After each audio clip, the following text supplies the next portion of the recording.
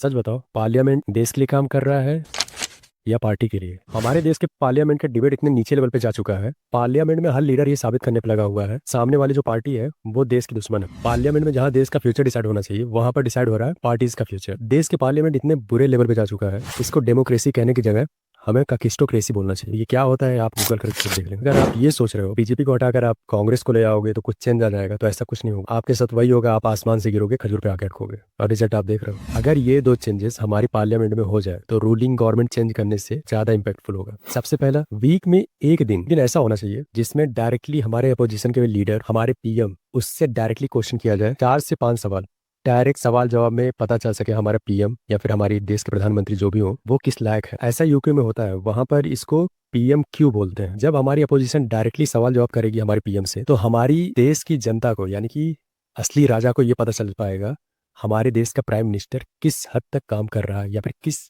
लायक है वो। अगर ये बात सुनकर आपके दिमाग में ये आ रहा है हमारे यहाँ क्वेश्चन आवर तो है, क्वेश्चन आवर में क्या होता है, सारे लीडर जवाब दे रहे होते हैं, उनसे सवाल जवाब होता है, बट पीएम की कोई गारंटी नहीं। और डेमोक्रेसी में पीएम की अकाउंटेबिलिटी बहुत जरूरी है। दूसरा रिफॉर्म तो आप भी मानोगे बहुत जरूरी है। स्पीकर की पोस्ट को लेकर है, जिसको बोला जाता है कि वो न्यूट्रल नहीं है। होगा भी कैसे? स्पीकर जो चुना जाता है वो अक्सर रूलिंग गवर्नमेंट का ही मेंबर होता है। यूके की पार्लियामेंट में ये परंपरा है, जो स्पीकर चुना जाता है वो अपनी पार्टी से रिजाइन कर देता है। वो यहाँ भी इंप्लीमेंट होना चाहिए। पार्लियामेंट के स्पीकर को रूलिंग पार्टी से चुना जाता है और ये स्टेप ही बता देता है स्पीकर किसका आदमी है। तो यूके की पार्लियामेंट में ये परंपरा है, स्पीकर की पोस्ट के लिए जो चुना जाता है वो अपने पार्टी से रिजाइन कर देता है और आने वाले टाइम में भी वो इलेक्शन नहीं लड़ सकता। और जब ऐसा होता है तो स्पीकर अपने आप न्यूट्रल होता है। यूके की पार्लियामेंट में जो स्पीकर होता है वो वहाँ के पीएम को भी डांटता है, वहाँ के जो रूलिंग गवर्नमेंट हो तो उनकी क्लास भी लगा देता है। दूसरी तरफ अगर हमारे देश में स्पीकर ये डिसाइड करे कि वो फ्यूचर में इलेक्शन लड़ेगा तो उनके अपोजिशन में कोई लीडर नहीं खड़ा होना चाहिए। और केवल इतने सिंपल स्टेप से ही हमारे देश का स्पीकर न्यूट्रल हो जाएगा। और जब सिस्टम स्ट्रांग होगा तो डेमोक्रेसी अपने आप स्ट्रांग होगी।